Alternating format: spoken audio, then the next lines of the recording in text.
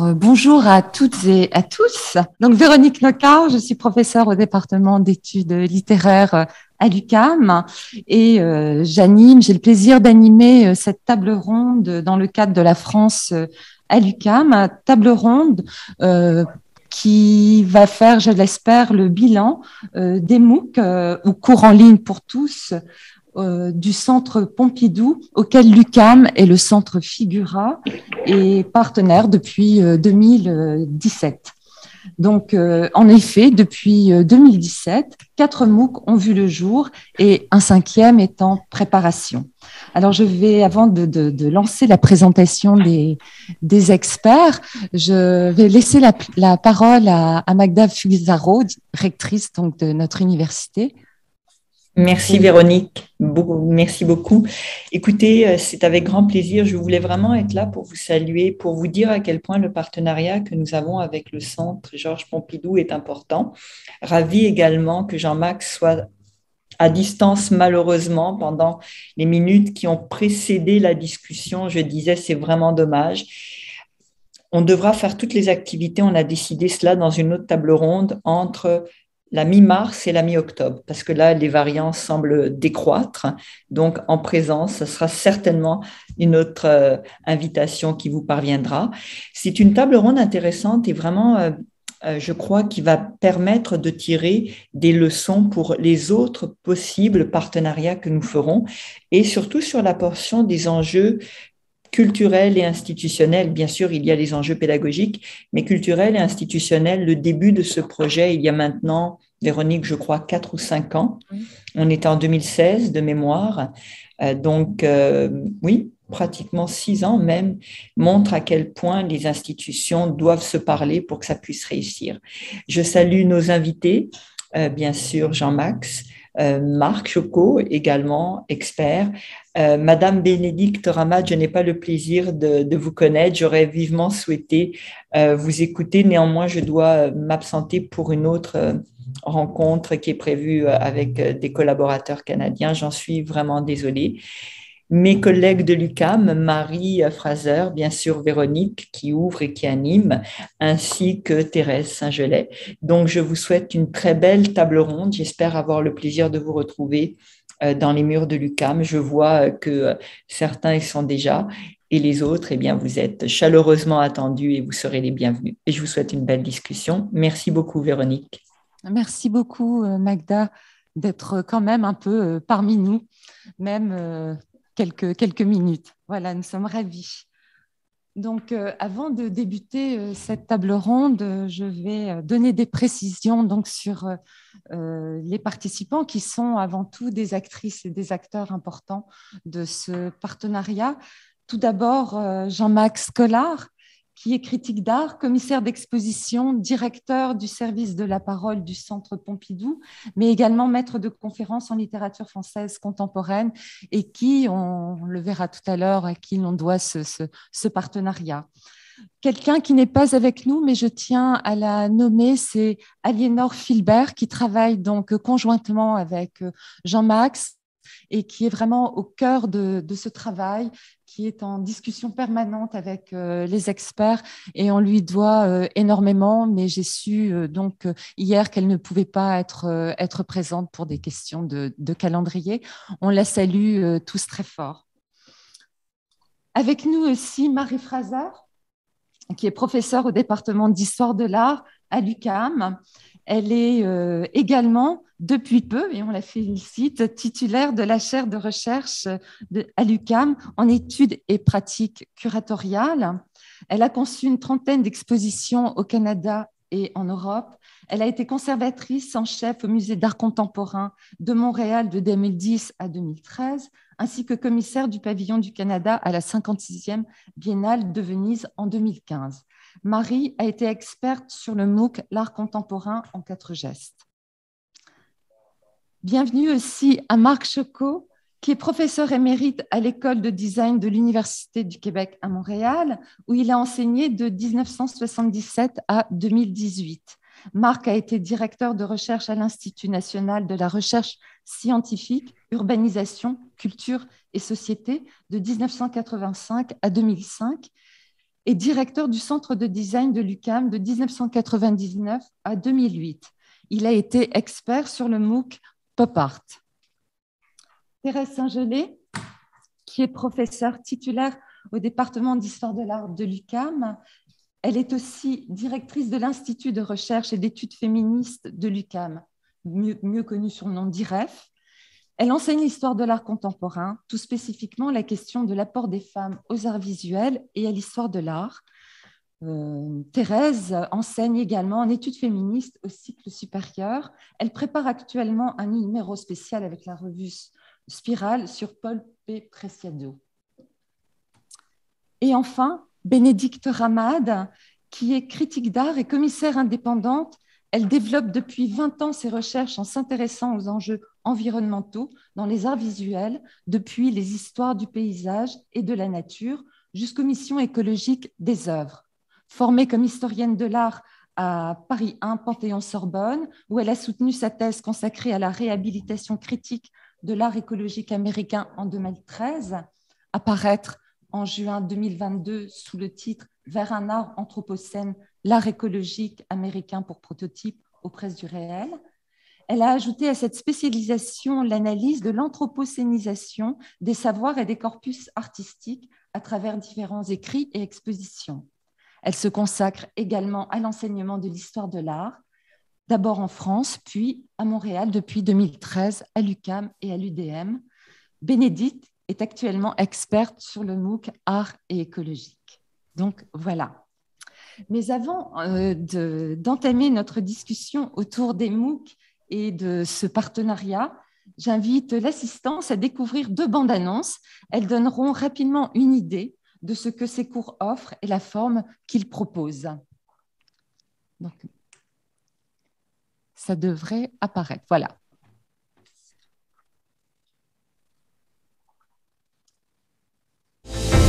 Bienvenue à l'école du Centre Pompidou. Cette année, notre MOOC portera sur la question du temps. Comment les artistes modernes et contemporains se sont-ils emparés de cette thématique universelle? Comment le temps est-il sculpté, filmé, exposé? Comment est-il même devenu un matériau plastique pour les artistes? Grâce à nos experts du Musée national d'art moderne, vous découvrirez comment l'art des 20e et 21e siècles a exploré des rythmes très différents. La vitesse de la modernité, la répétition mécanique du monde industriel, le temps long de la durée ou le temps naturel de la marche. Ce MOOC, créé avec le soutien de la Fondation Orange, avec la Commu universitaire Paris Lumière, avec le Fonds européen FEDER, avec la participation de l'UQAM, l'Université de Montréal, c'est un cours en ligne ouvert à tous, accessible gratuitement depuis chez vous et qui vous propose de mieux comprendre à votre rythme l'art moderne et contemporain sur une thématique commune à toutes et à tous, le temps. Vous y trouverez des vidéos, des invités surprises, des tests de connaissances et enfin des activités pratiques. Et maintenant, à vous d'apprendre, à vous de jouer, à vous de venir passer du temps dans l'école du Centre Pompidou.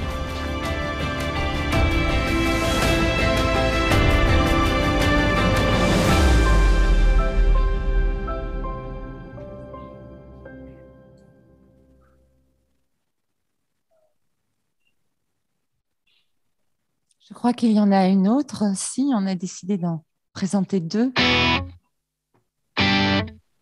Voilà.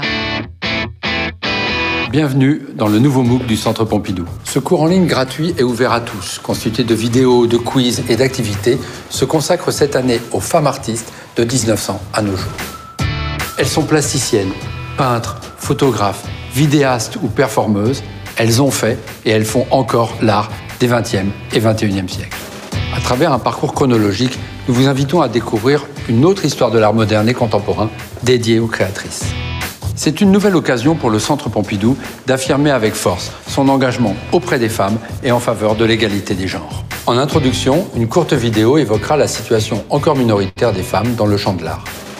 Et pour poursuivre cette réflexion, nous irons au Québec, où Thérèse Saint-Gelais, professeure à l'Université du Québec à Montréal, questionnera cette histoire de l'art si longtemps dominée par le masculin. Puis nous entrerons dans le parcours chronologique avec la conservatrice du Musée national d'art moderne, Karolina Zieblinska-Lewandowska, qui nous proposera un panorama sur la place des femmes dans les avant-gardes des années 30. Au chapitre suivant, elle évoquera le rôle crucial des artistes dans les luttes féministes des années 60-70. Ensuite, nous évoquerons avec la conférencière Catherine Lascaux la période plus récente, des années 80 à nos jours, durant laquelle l'art et la société vont s'interroger plus largement sur la question du genre. Enfin, dans la dernière séquence, nous laisserons la parole aux artistes contemporaines pour qu'elles s'expriment elles-mêmes sur leur art et sur ce statut de femme artiste. Ce parcours en 5 séquences vous servira aussi d'introduction à notre prochaine grande exposition, Elles font l'abstraction. Préparez votre venue avec le MOOC Elles font l'art et inscrivez-vous dès maintenant.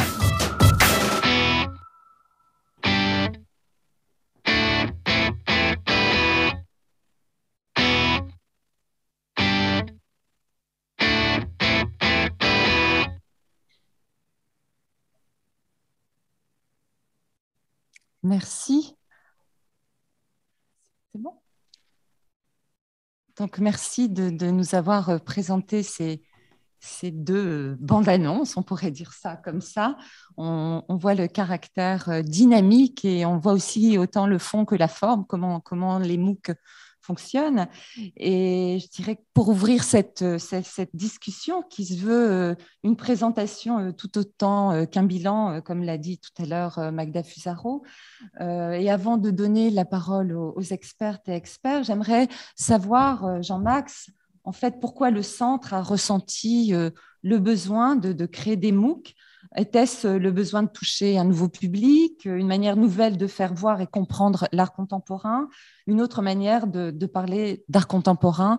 Et on pourra ensuite parler de notre collaboration entre votre institution et la nôtre, mais en fait, de dire rapidement d'où est née cette volonté de faire des MOOC.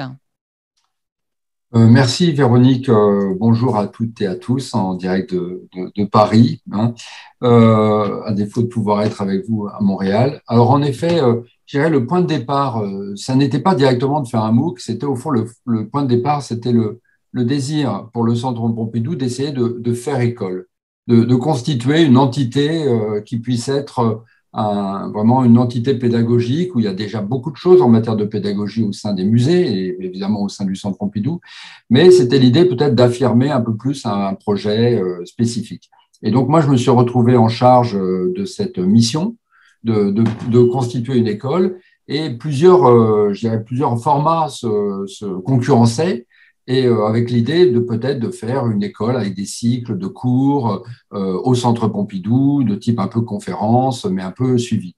Et en fait, moi, j'ai réussi à convaincre la direction du Centre Pompidou de ne pas, de se lancer dans une aventure plus innovante, plus risquée d'une certaine manière aussi, mais qui pouvait aussi participer et contribuer à la révolution numérique qui est en train de vivre, évidemment, outre tous nos secteurs, et bien évidemment le secteur de la pédagogie et de l'enseignement. Et donc, de se lancer dans cette aventure des MOOC, des cours en ligne, il nous semblait que c'était vraiment là qu'on pouvait d'abord toucher effectivement des publics divers, des publics éloignés du centre, et ça, c'était un des objectifs, évidemment. Et donc, et puis évidemment, d'être dans une position d'innovation. Ça n'a pas été très simple au début de monter cette affaire parce que c'est assez lourd en production, que c'était pour nous un apprentissage, qu'il y avait les questions d'accueil, de plateforme numérique et tout ça. Enfin, ça a été toute une chose à apprendre. Mais je dois dire que, voilà, avec nos partenaires, évidemment avec l'UQAM par exemple, et en particulier, ben voilà, je crois qu'on est heureux au bout de ces 5 années d'avoir vraiment réussi en quelque sorte ce pari et cette aventure des MOOC à tel point qu'au fond, le projet initial de l'école s'est un peu effacé avec le temps, et par contre, les MOOC sont restés très forts maintenant dans la programmation en ligne du Centre Pompidou. Et évidemment, le confinement, la période de confinement liée au Covid a encore plus donné raison à cette aventure en ligne. J'allais dire qu'à un moment donné, le centre s'interrogeait, est-ce qu'on allait continuer les MOOC et tout ça, etc. Forcément, il y avait des interrogations. Et puis, d'une certaine manière, ce qui est arrivé avec le Covid nous a confirmé à la fois dans la volonté du public d'apprendre des choses, tout simplement, d'avoir plus d'informations sur une histoire de l'art qu'on pouvait leur apporter de manière comme ça assez directe. Et puis, et voilà, et je pense qu'on est très heureux de cette réussite. Oui, merci. Oui, c'est intéressant parce qu'en fait, cette question des MOOC faisait beaucoup débat juste avant la Covid. J'ai l'impression que du coup, elle le fait un peu moins. Néanmoins, j'aimerais beaucoup entendre les expertes et experts sur cette question des MOOC à l'université aussi. C'est un peu ce qui se passe avec cette collaboration. Et qu'est-ce que, en fait, la question, je vais la poser à chacun d'entre vous. Qu'est-ce que ce travail de collaboration a permis de révéler ou pas, hein, en termes d'enjeux pédagogiques? Comment se fait le choix des œuvres? Qu'est-ce qui était pour chacun d'entre vous fondamental de souligner et d'éclairer? Et aussi les difficultés qu'on rencontre en tant qu'expert à travers ce médium. Alors, comme Marie a été la première à se lancer dans l'aventure, non sans interrogation au début, je me souviens quand j'ai approché Marie. Voilà, j'aimerais, Marie, savoir comment cette aventure a été vécue, ce qu'elle a permis ou pas, et ce qu'elle a révélé en fait. Merci beaucoup, Véronique. J'en profite pour vous dire bonjour à toutes et à tous et pour te saluer, Jean-Marc. Je suis très heureuse de te revoir. Moi aussi, Marie. En fait, si j'ai été impliquée dans la conception d'un MOOC en 2018, c'est un peu le fruit du hasard. D'abord, j'ai répondu à un appel lancé par Figura pour organiser une activité dans le cadre du verbe détruire. Et j'ai proposé une exposition virtuelle auquel le public serait invité à participer collectivement. Donc, disons que cette idée d'exposition virtuelle était ma porte d'entrée dans le MOOC et elle ne m'a jamais quittée parce que pour moi, le savoir qui est développé à l'intérieur de l'université peut prendre différentes formes à l'extérieur de l'université. Et j'ai exploré dans ma vie à plusieurs reprises l'exposition comme un médium pour reconfigurer les connaissances qu'on développe à l'université. Donc, et un coup de chance aussi, parce que dans une discussion informelle avec Jean-Max, à la suite de cette première collaboration sur le verbe détruire, il m'a demandé, toi, Marie, quel verbe est-ce que tu ferais? Et je lui ai répondu spontanément le verbe marcher. Et il m'a répondu, mais alors, on y va, on fait le verbe marcher. Alors, un véritable coup de chance, une conversation de 5 minutes. Véronique, tu étais là. Oui, oui, et je tiens à dire que la question, c'était quel verbe de temps t'intéresserait? Et tu as dit ce verbe marcher qui était tout à fait inattendu, mais qui a pris sa place.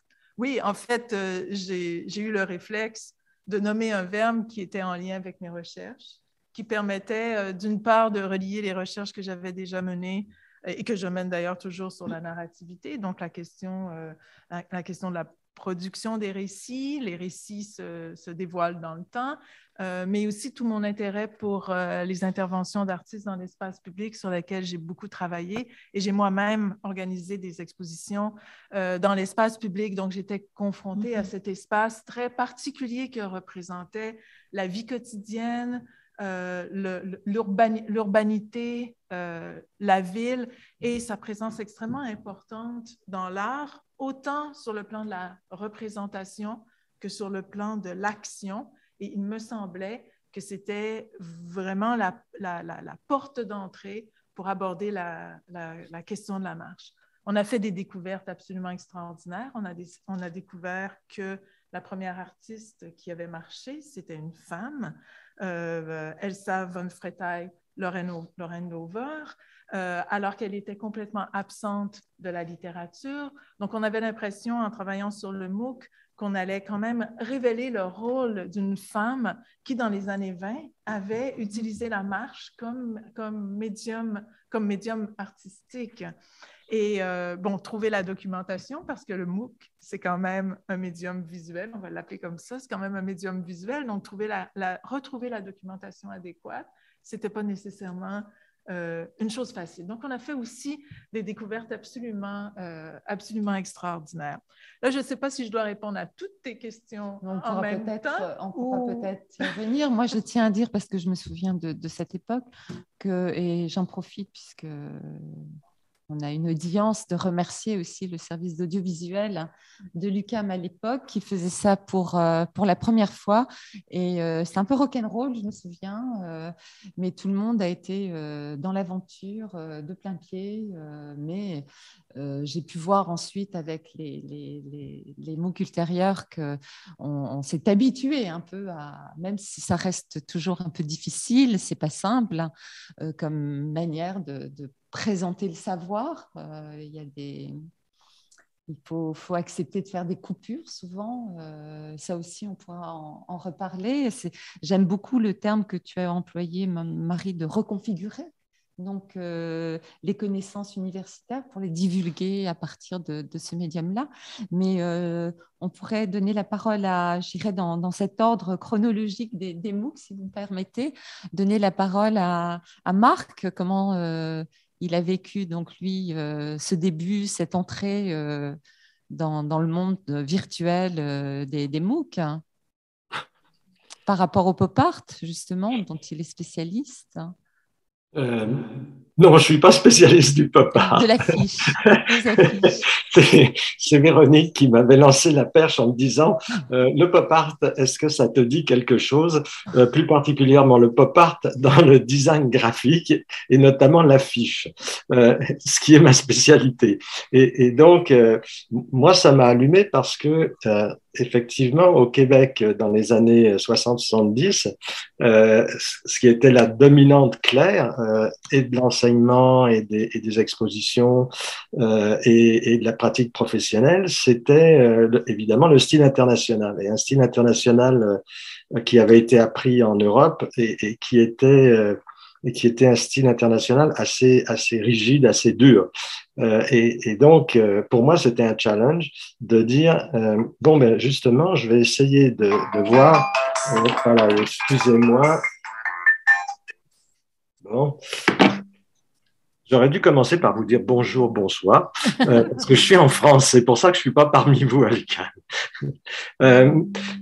Donc, je me suis lancé le challenge de pouvoir faire une petite recherche et montrer qu'effectivement, il y avait eu une présence et une influence du pop art au Québec dans le design graphique, et en plus que cette influence avait des résonances aujourd'hui chez, par exemple, des jeunes designers.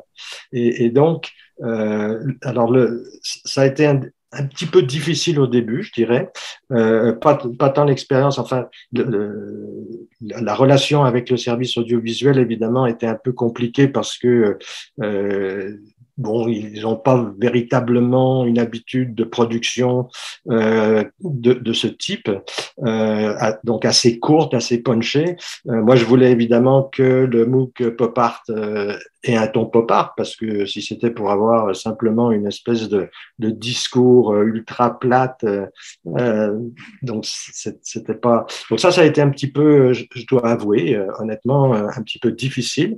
Mais finalement, le résultat, je pense, était très correct pour une production in-house. Peut-être je reviendrai après, peut-être un peu plus sur le contenu ou sur parce que je sais pas vraiment du côté des résultats qu'est-ce que ça a donné. Peut-être toi, Véronique, ou Monsieur Collard, vous pourriez en parler. Je ne sais pas, par exemple, quelle audience ça a réellement eu, et ça, je serais évidemment intéressé à le savoir. Moi, je travaille beaucoup depuis maintenant une trentaine d'années et même plus, à monter des expositions pour mettre en valeur le design graphique au Québec, qui a vraiment une production très importante et assez méconnue.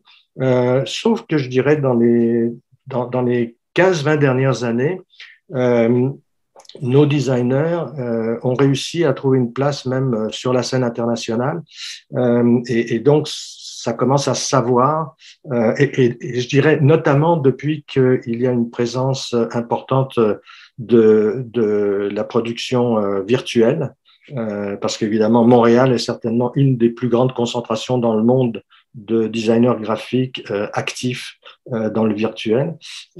Et donc, ça commence à se savoir qu'il y a des créateurs à Montréal qui valent la peine d'être vus, dont la production est importante. D'ailleurs, il y avait une exposition, je ne sais pas si vous avez eu la chance d'en entendre parler, dans le cadre d'une saison graphique au Havre, qui est un événement dans le domaine, un événement récurrent. On a été invité à présenter une exposition que j'avais montée justement sur le design graphique contemporain au Québec sous tous ses aspects. Et l'exposition devrait être présentée, mais c'est une forme maintenant assez réduite, à Cambrai, je pense que c'est l'ESSAC Cambrai.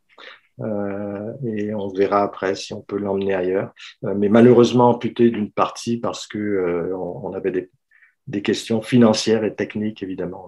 Bon, excusez-moi, j'ai parlé plus longtemps que j'aurais peut-être dû. C'est tout l'intérêt de ce MOOC et de cette collaboration, justement, d'offrir une visibilité nationale et internationale. Hein. Ça, on en est tous convaincus. Et d'ailleurs, je veux dire, c'est une cheville intéressante justement pour faire parler Thérèse Saint-Gelais, parce que le MOOC Elles font l'art a connu donc un succès assez inouï. Et Thérèse aussi, je dois le dire, puisqu'elle a été invitée à plusieurs émissions. Elle a été une journée au Bahreïn aussi, une invitation avec des artistes donc, du Bahreïn, une grande banque que je ne nommerai pas qui l'a rencontrée également. Donc, c'était tout à fait impressionnant, mais je vais vous céder la parole, Thérèse. Oui. Bonjour, merci à Véronique déjà, qui a initié tous ces MOOC pour nous. Tu as oublié de nommer l'émission de Nagui. Oui, Nagui, voilà. À laquelle j'ai participé et ça me faisait bien rigoler de parler avec Nagui, mais enfin, c'est autre chose. Il était 5 heures du matin pour Thérèse. Oui. Et je me demande s'il ne s'est pas informé de la température chez nous, là. Enfin, on continue. Alors moi, j'ai été invitée parce que je travaille depuis très longtemps sur la production des femmes artistes et il y avait cette exposition qui se préparait à Pompidou, Elles font l'abstraction. Alors, c'est dans ce contexte que nous avons fait le MOOC, dans un contexte dans un temps assez serré aussi, parce qu'on voulait lancer ce MOOC Elles font l'art en même temps que démarrait l'exposition Elles font l'abstraction. Et ça concordait exactement avec le début de la pandémie. Je me rappelle d'avoir fait un premier essai vidéo pour notre MOOC et on a dû reprendre parce qu'on était devant des fenêtres et on voyait les gens avec les masques et tout ça. Alors, on a dû recommencer. Ça faisait vraiment pandémie. Je ne sais pas si on entend le bruit derrière. Bon.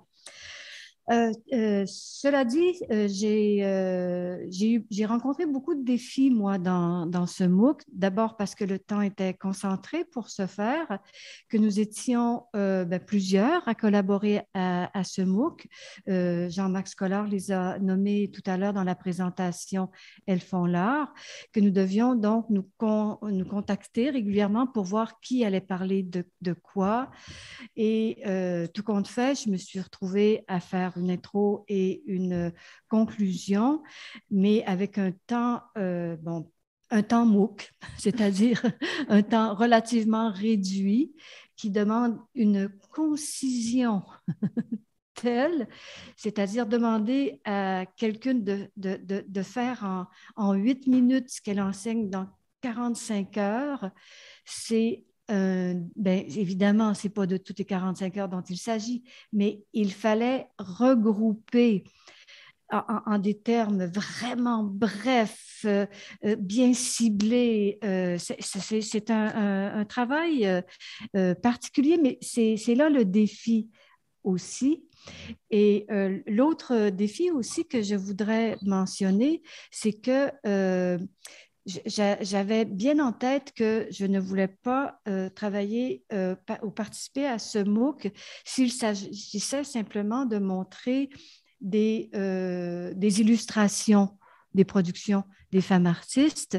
Il y avait un fort désir pour moi de problématiser également cette présentation du MOOC, mais comment arriver à problématiser des approches féministes qui sont nombreuses devant un public qui parfois s'y connaît bien peu sur le plan des études féministes comme telles. Comment, là on verra, on parlera peut-être du choix des images tout à l'heure, mais comment arriver à choisir également des images qui soient parlante et sans avoir le temps non plus de s'y consacrer longuement. J'avais 12 minutes, disons, en tout. Alors, c'était très précis. Je referais un MOOC volontiers si j'avais à le repenser.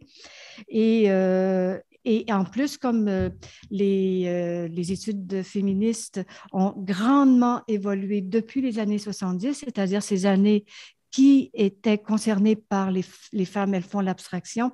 Il y avait plusieurs approches à mentionner, des approches essentialistes aux approches queer, par exemple, en passant par l'écoféminisme, entre autres, le matérialisme, et toujours dans cette réduction là, de mots qu'on avait à utiliser pour aller droit au but le plus rapidement possible.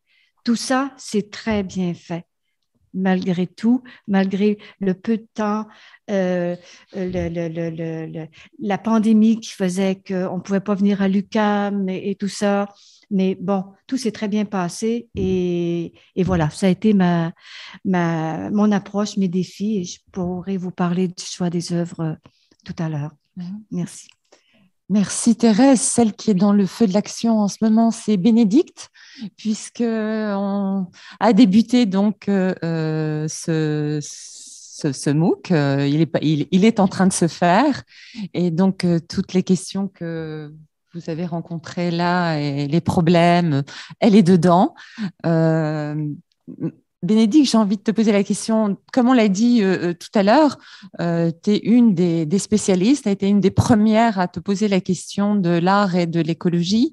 Qu'est-ce qui se passe tout à coup de parler de cela à l'intérieur d'un cours en ligne pour tous, hein, qui a donc une démocratisation quand même de la question par le médium. Donc, comment ça se passe pour toi là actuellement ? Ça se passe bien et certain que je suis ravie qu'un musée et qu'un cours en ligne ouvert à tous s'intéresse au sujet parce que depuis 20 ans, il y a 20 ans, j'avais un petit peu l'impression d'être un petit peu tranquille dans mon domaine.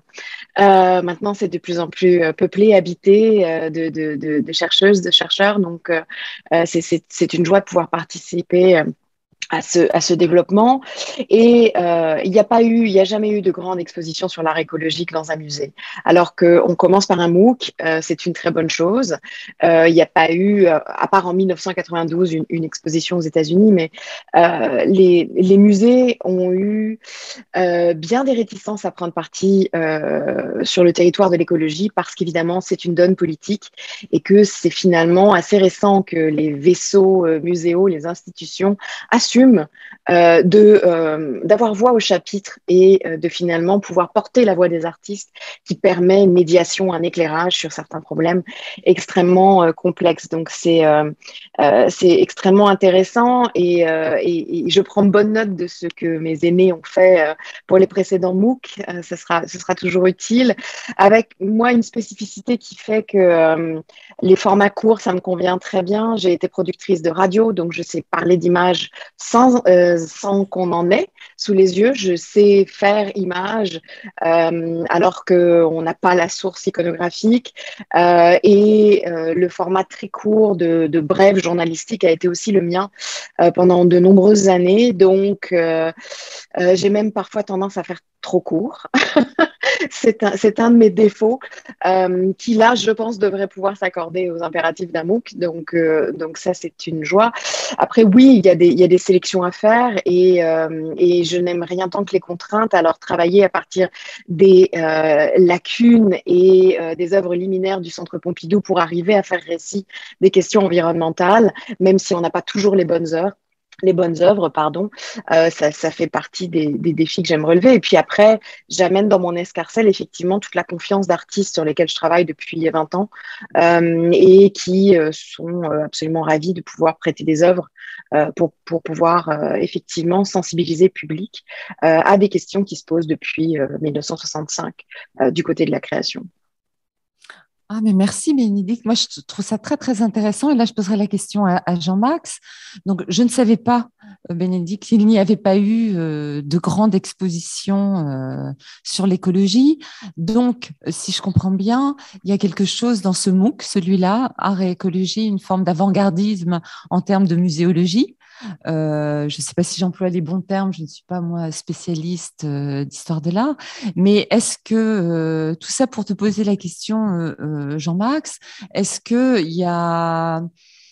le MOOC permet une forme d'avant-gardisme, je dirais, dans la manière de présenter les œuvres? Peut-être que Marie en parlera tout à l'heure, mais à ton avis, ou pas du tout? Est-ce que ça permet de repenser la manière de présenter les œuvres, de les enseigner? Est-ce qu'il y a un geste politique, pour reprendre le terme de Bénédicte, dans la forme? Peut-être, je ne sais pas, hein, c'est une question, c'est ouvert. Là, je pense que pour donner raison à Bénédicte, on est plutôt en train de rattraper du retard que vraiment d'être dans un moment d'avant-garde. Surtout qu'en effet, si on avait fait le MOOC il y a 20 ans avec Bénédicte, parce qu'on se connaît depuis très longtemps, Bénédicte, et je sais à quel point elle est depuis longtemps sur ces sujets, voilà, on aurait pu être d'avant-garde. Aujourd'hui, avec tout ce qui se passe en termes de réchauffement climatique et ça, je crois que là, on est plutôt en train d'essayer de rattraper un certain retard ou en tout cas d'inscrire cette question qui devient tellement préoccupante pour nos sociétés et qui devient aussi tellement importante maintenant dans la création artistique que voilà, il est temps. Mais par contre, l'avantage, peut-être l'intérêt d'avoir ce MOOC, au fond, c'est de pouvoir donner dans des formes qui sont effectivement des formes courtes, mais on peut y revenir, c'est-à-dire que, mais en tout cas, c'est de donner moi j'ai l'impression de donner une base, voilà, de donner un socle. Et c'est ce qu'on a, et je pense que ça a été tout l'apport de ce qu'on a vu sur qu'on avait commencé à faire avec le pop art et qu'on a fait ensuite avec le MOOC sur les artistes femmes, c'est de contribuer au fond. Et là, on est, je pense, dans un vrai travail qui est le travail d'articulation entre le musée et les universités, la possibilité, voilà, d'offrir un socle de connaissances à un public qui ne connaît pas forcément, comme l'a dit Thérèse Saint-Gelais, les enjeux, mais qui est curieux à la fois de s'y intéresser, d'en savoir un peu plus, etc. Et donc d'amener voilà une sorte de base commune sur voilà ce qu'on peut savoir, je dirais, parce qu'évidemment le MOOC n'est pas là, c'est pas un cours de 5e année, c'est pas un master, c'est pas un moment de spécialisation, c'est plutôt l'idée vraiment de pouvoir donner les bases. Et au fond, d'essayer de donner ce socle sur la relation, un socle commun d'un certain savoir sur ce qu'il en est de la relation art et écologie depuis la fin de la Deuxième Guerre mondiale. Voilà, ça nous semble être là véritablement un apport possible voilà, du musée et de solliciter à ce titre les compétences vraiment formidables des universitaires, ce qui est une manière aussi d'accentuer quand même cette volonté de faire école. Le Centre Pompidou n'est pas un lieu d'enseignement, même si on y fait de la transmission et de la pédagogie, mais au fond, de faire un partenariat avec l'université, ça permet, et je me souviens du MOOC excellent du Verbe de Marie Fraser, qui avait des qualités pédagogiques, elle avait assumé entièrement le MOOC toute seule, et sur le verbe marcher, c'était vraiment presque aussi une leçon pour nous, pour nos conservateurs de musée, qui ne sont pas toujours les plus pédagogues, voilà. Et il me semble que là, il y avait quelque chose de vraiment, il y a une articulation qui est vraiment intéressante. Donc moi, c'est moins l'avant-garde qui m'intéresse que effectivement l'idée d'essayer de donner à un public large un socle à minima. Et je dois ajouter que c'est un cours effectivement qui a une brièveté de production de contenu parce qu'il y a des formes courtes, mais il ne faut pas oublier que les deux autres éléments du MOOC, c'est-à-dire les quiz, qui sont comme ça, une sorte d'interactivité qui permet au public de voir s'il a tout de suite bien acquis les connaissances. Donc, il y a un jeu un peu comme ça de quiz, de devinettes, qui amène à une sorte de badge, mais que parfois certains étudiants mettent à la fin de leur CV. Donc, c'est quand même un objet intéressant. Ça permet. Et puis, évidemment, il y a de la dimension d'activité pratique qui fait qu'on sollicite, on propose au public de faire aussi des exercices, de faire des activités pratiques. Et au fond, c'est ces trois éléments qui font la totalité du MOOC. C'est pas que le cours vidéo qui est très important, qui est le socle vraiment très important, mais ces compléments interactifs, ces compléments participatifs font que voilà, on a, je dirais, on a à la fois le cours, la récréation et l'interrogation écrite. Ce qui fait que c'est pour ça que je dis ça fait école. Ça fait école parce qu'au fond, en trois éléments, on peut quand même rentrer dans un contenu, se l'approprier et puis peut-être même d'ailleurs en sortir.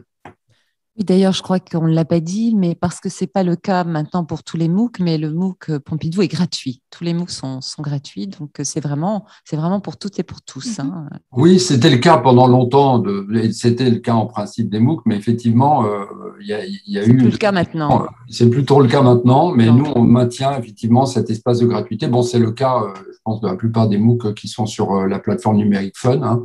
Voilà. Et puis nous, on a fait aussi l'effort maintenant de faire les MOOC en anglais. Et donc, depuis le pop art, et puis les artistes femmes, et puis plus tard écologie, on a aussi une version anglophone du MOOC pour continuer à élargir en quelque sorte ce cours. Merci. Alors, la question du choix des œuvres, je sais que ça a été compliqué pour chacune et chacun d'entre vous, donc j'aimerais vous entendre sur cette question parce qu'elle est centrale, je crois. Marie?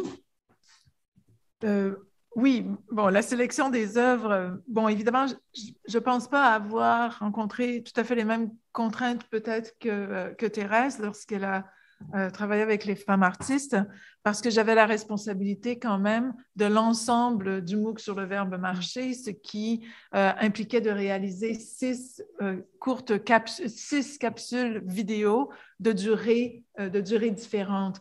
Donc, à l'intérieur de ces 6 capsules, quand même, je n'ai pas compté le nombre d'artistes, mais il y avait quand même beaucoup d'artistes représentés. On s'était donné comme défi de travailler avec les collections. D'abord, les collections du Musée national d'art moderne qui sont hébergées au Centre Georges Pompidou, mais aussi 2 musées partenaires à Montréal, le Musée des beaux-arts de Montréal et le Musée d'art contemporain. Évidemment, les collections ne contenaient pas toutes les œuvres qu'on voulait représenter. Donc, on est allé aussi chercher dans la masse d'artistes qui ont marché ou qui ont utilisé ou qui ont représenté la marche à travers leur pratique. Donc, ça a été notre premier impératif, travailler avec des collections. Notre deuxième, ce qui n'était pas vraiment un impératif, mais plutôt une question qui m'a toujours trotté dans la tête, qui m'a toujours poursuivi, disons, tout au long du travail que j'ai réalisé, c'est comment est-ce qu'on peut faire résonner les idées des artistes, mais aussi des idées qui sont développées dans des domaines de savoir qui peuvent paraître assez opaques pour la plupart des gens. Comment est-ce qu'on peut faire résonner ces idées avec la société? Et je pense que c'est ce qui m'a le plus intéressée dans le grand défi que représentait la réalisation de ce MOOC. Et s'il n'y avait pas eu Marina Kaplan qui a travaillé avec nous, qui est une technopédagogue ici à l'UQAM, qui a été absolument extraordinaire. Et qui est de tous les MOOC. Hein. Je lui dois maintenant différents exercices que je fais même dans mes cours ici à l'université, tellement j'ai appris en travaillant à ses côtés. Et jamais sans concession.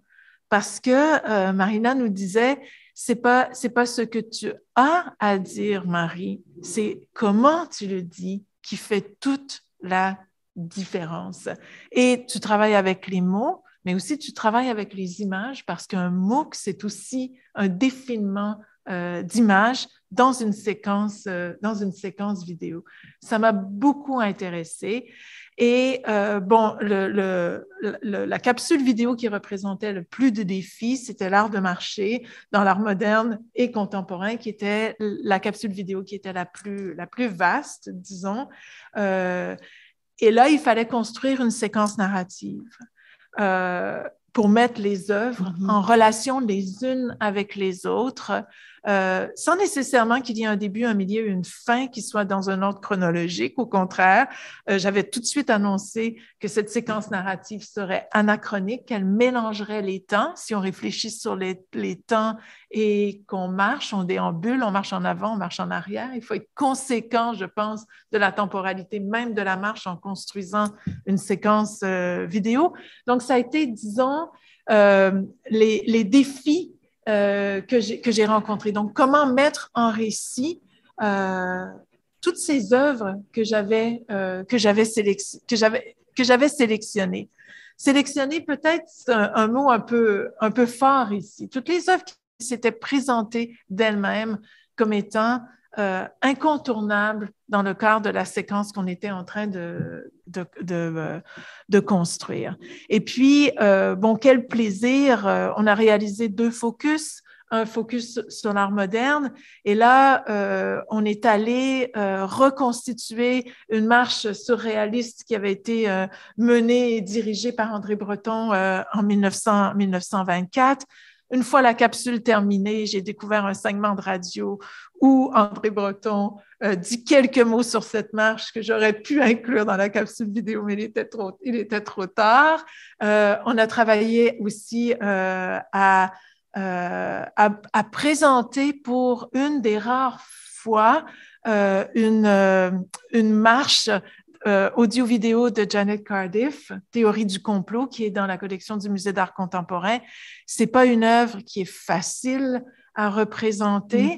Le MOOC s'avérait être le support par l'excellence pour le faire. Ensuite, on a eu une entrevue très longue avec Raphaël de Groot, un invité surprise, le docteur Stanley Volant, qui est le premier chirurgien autochtone au Québec, qui marche d'ailleurs encore aujourd'hui, et je marche aussi régulièrement avec lui lorsqu'il fait ses marches. Donc, tout ça, finalement, a été un exercice absolument formidable. Et c'est vrai qu'il faut choisir, c'est vrai qu'il faut faire des choix, mais je dirais que les choix se sont presque imposés de façon naturelle. Et voilà, je pense que... Merci. Marc, je suppose que les choix se sont faits différemment et c'était quelle affiche, parce qu'on sait que vous êtes un grand collectionneur par ailleurs. Et il y a aussi une rencontre avec la BANQ, je crois, ça s'est passé là-bas. Dans les archives également. Une partie, oui, une partie. Une des difficultés, c'est que les sources au Québec sont pas extrêmement importantes. On a malheureusement perdu une très grande quantité des créations, y compris des créations assez récentes. On parle même des années 60-70. Le design graphique était... Ah, on a perdu Marc. Et donc, malheureusement, on a perdu énormément de choses. Un des aspects, moi, qui m'intéressait, c'était de montrer la différence importante. Je ne sais pas si ça ressortait suffisamment dans le MOOC, mais je l'espère. La différence importante qu'il y a eu entre la période des années 60-70, où vraiment on pouvait avoir la présence d'un graphisme, je dirais, extrêmement libéré, très coloré, très vif, y compris dans des milieux institutionnels, par exemple les affiches de Couturant pour le gouvernement du Québec. Je pense à des campagnes sur l'eau, l'air, le sol, ou même pour des compagnies pharmaceutiques, pour des grandes compagnies de peinture, qui donnaient à faire des rapports annuels, par exemple, avec des couvertures absolument étonnantes, chose qui serait totalement impossible aujourd'hui pour des grandes institutions et pour des grandes industries. Aujourd'hui, on est, comme à cette époque-là, vraiment dans le domaine culturel, voire même underground, bon, avec des productions qui peuvent être très importantes, comme par exemple le Charles Boiscope, pour ne citer que quelque chose de très récent, où on a véritablement une approche 100% pop art, qui est l'œuvre d'une petite agence montréalaise, Champagne Club Sandwich, et qui ont fait aussi, par exemple, un jeu sur les réseaux sociaux qui s'appelle Trouve Bob, qui est aussi qui fait du mapping.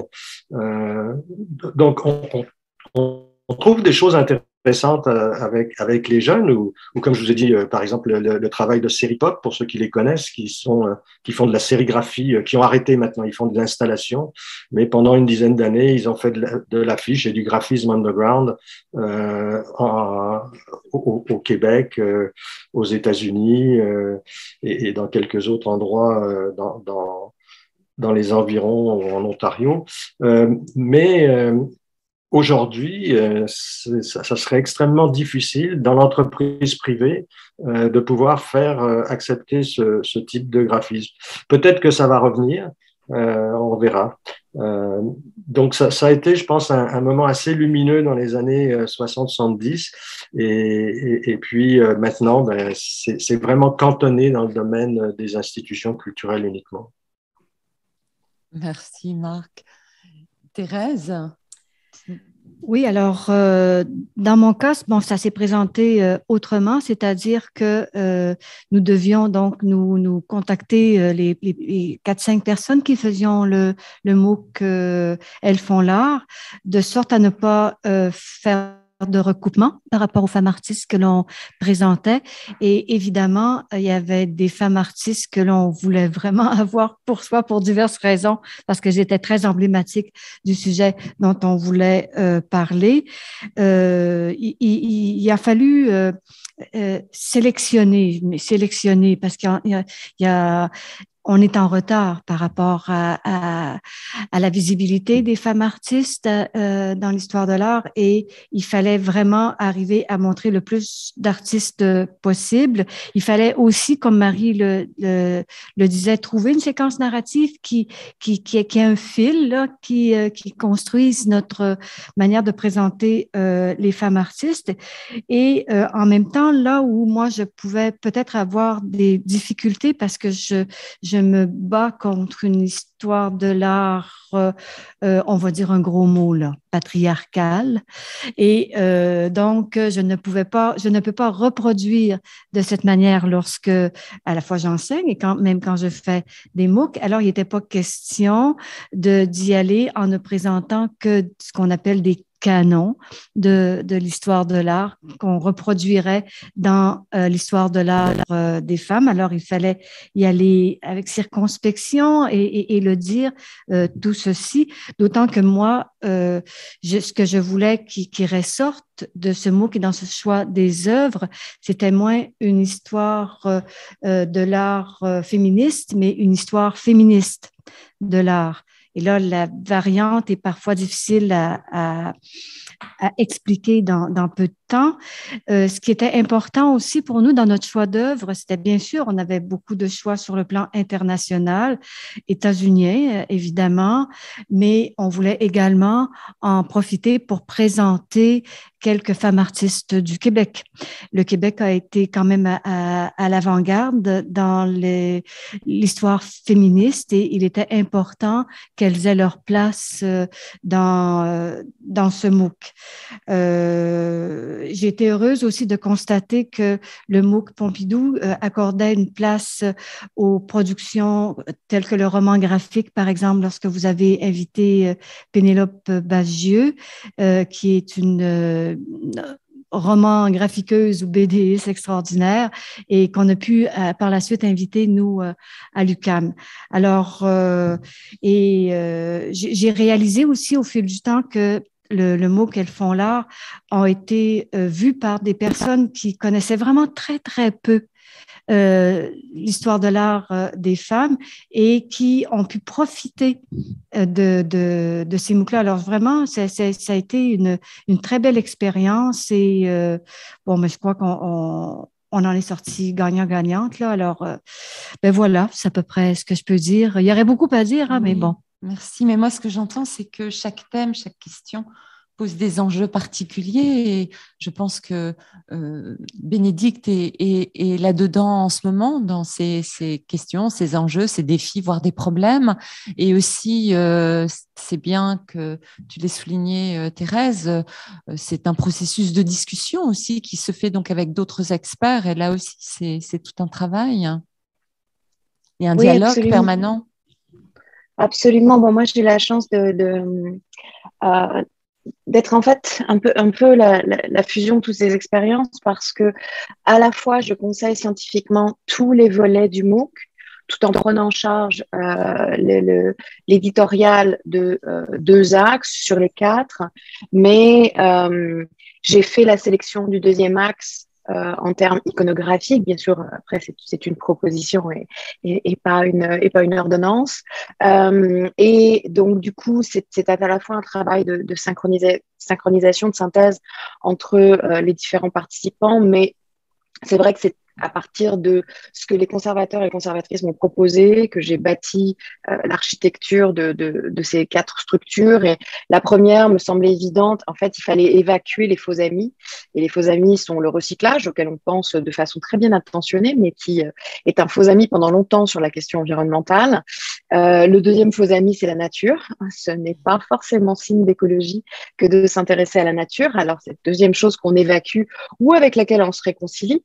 Et puis, pour ensuite vraiment passer à la fois à la question militante et la question curative de l'art écologique, c'est-à-dire est-ce que parce que les deux cohabitent, les deux ne s'excluent pas, mais les deux ne cherchent pas à faire la même chose. Donc l'artiste sentinelle et l'artiste curateur ou curatrice de mâles environnementaux, ça fait partie de la double colonne vertébrale du 3e axe. Et le 4e axe, là, par grande incompétence, c'est vraiment Marie-Ange Braillère qui va vraiment davantage travailler avec les nouvelles technologies, architecture, design, où là, j'admets mon incompétence crasse et je m'en réjouis même d'avoir tout ça à apprendre dans le 4e volet du MOOC. Donc voilà, en ce qui concerne le choix des œuvres, moi, je n'ai pas le choix et en même temps, je l'assume totalement d'aller du côté du canon parce que ce canon est à faire. Il n'est pas encore complètement admis, il n'est pas encore complètement consensuel sur l'art écologique.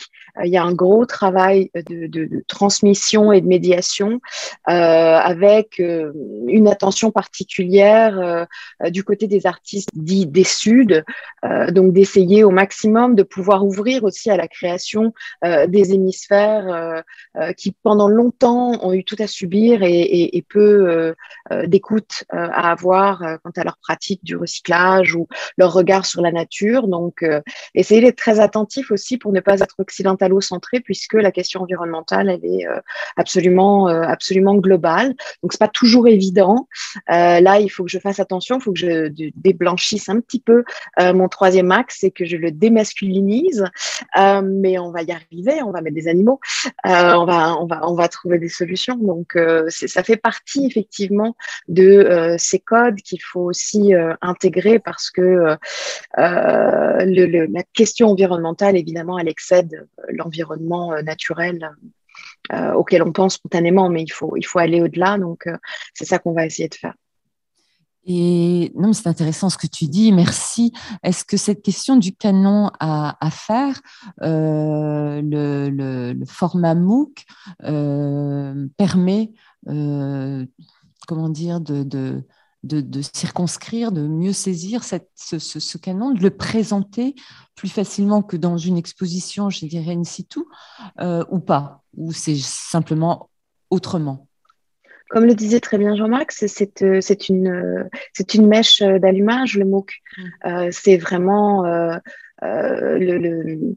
le portail et bien sûr qu'ensuite, c'est toutes les activités qui ont lieu au Centre Pompidou, c'est le renvoi sur des œuvres qui sont dans la collection qui constituent ensuite l'apprivoisement à cette matière-là. Donc c'est vraiment une caisse à outils et c'est pour ça que moi, j'ai vraiment besoin des canons parce que ils sont là comme matrice. Après, on aura tout le temps de refaire un MOOC pour les déconstruire et les emmener ailleurs, mais étant donné à la fois l'ancienneté du sujet, mais sa nouveauté, parce que ça reste peu connu encore du public et même des spécialistes, ces pratiques de l'écologie depuis les années 60. Et il reste tout le pan, effectivement, de l'hémisphère sud, dans lequel il faudrait plonger aussi plus attentivement. C'est un début, donc on lance nos lignes et nos hameçons par rapport à des problématiques qui peuvent sembler plus évidentes ou en tout cas qui sont toujours les bien intentionnées pour arriver justement à pouvoir dépasser juste le principe du végétal ou certaines choses qui ont trait à certaines pratiques qu'on identifie très bien et qui voilà qu'on peut amener ailleurs. Donc on va lancer ces pistes-là, mais je crois qu'il faut être effectivement raisonnable. On allume des mèches. Merci Bénédicte. Il nous reste 5 minutes. Je vais laisser la parole à Jean-Max. Mais j'ai une question quand j'entends tous nos collègues discuter du comment ils ont travaillé. Et merci Marie d'avoir nommé Marina Kaplan qui est au cœur, elle aussi, du travail et sans qui rien ne se ferait tout au moins aussi bien. Et donc, on la salue. Et voilà, il y a beaucoup de liberté, en fait, dans les choix qui sont faits par chacun des collègues, de comment ils veulent travailler en fonction, donc, des questions qu'ils abordent. La question que j'ai à te poser, Jean-Max, c'est est-ce que toi, il y a une ligne dure qui t'est imposée ou vraiment, il y a quelque chose on ne peut pas passer à côté, au-delà de la connaissance pour tous. Est-ce que tu travailles, toi, à partir d'un squelette auquel tu te réfères, mais peut-être pas, hein, la question est de savoir si c'est la liberté totale ou, moi j'ai l'impression, ou pas. Au-delà du médium, bien évidemment, et du temps. Ben oui, mais voilà, ça crée déjà des cadres qui restreignent un peu la liberté. Mais je dois dire que non, on n'a pas d'ossature, on n'a pas de voilà. Sinon, je dirais la lisibilité la lisibilité des vidéos et des cours.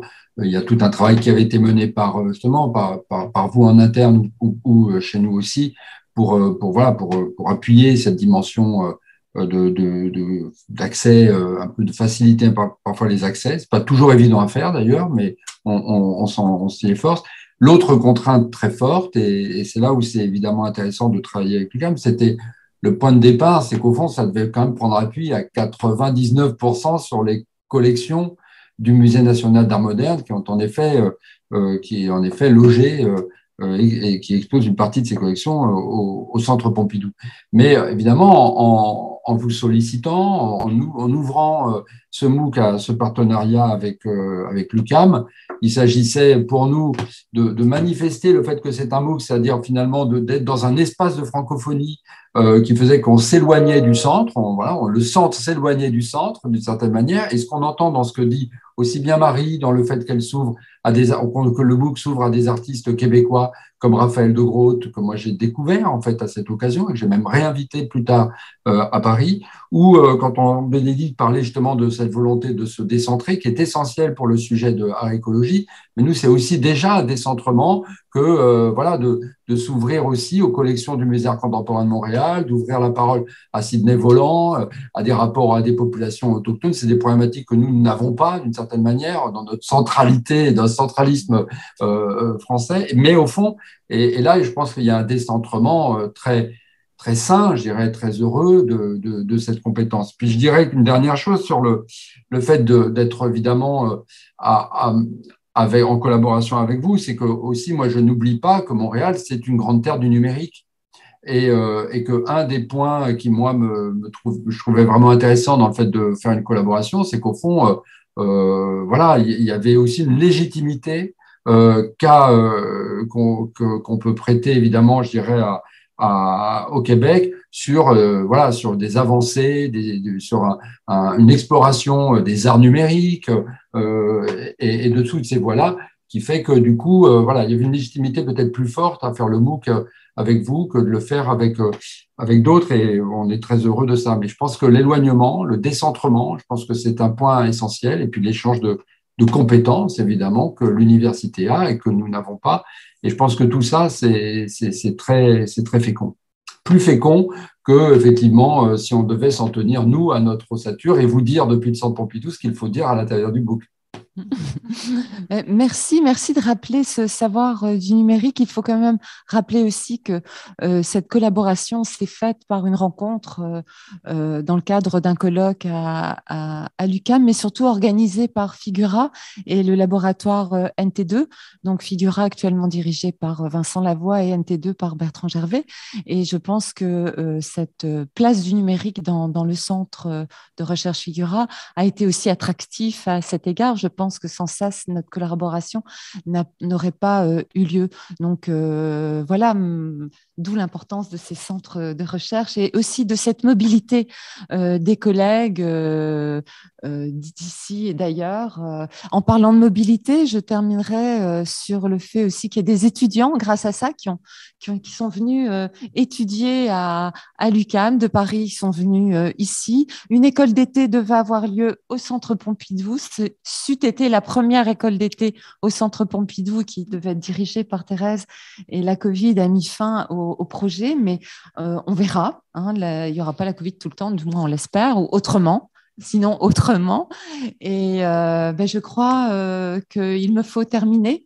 Le temps, on me fait des grands yeux et c'est normal. Je tenais à vous remercier, mais très, très chaleureusement, toutes et tous, d'avoir participé à cette table ronde et puis à cet exercice qu'est les MOOC. Et on est dedans, n'est-ce pas, Bénédicte? Et donc, ça continue. Ce soir, je tiens à le dire, il va y avoir une conférence de Jean-Max qui va parler davantage de ce qu'il fait à Pompidou, mais encore d'autres événements qui ont eu lieu ici à Montréal, qui sont l'extension d'événements qui ont lieu à Pompidou. Donc, il y a un travail de partenariat et de collaboration constante. Donc, merci à toutes et à tous et je vous dis à ce soir, en tout cas, je l'espère. Voilà, merci beaucoup. Merci. Au revoir. Merci, au revoir. au revoir. Merci. Merci beaucoup.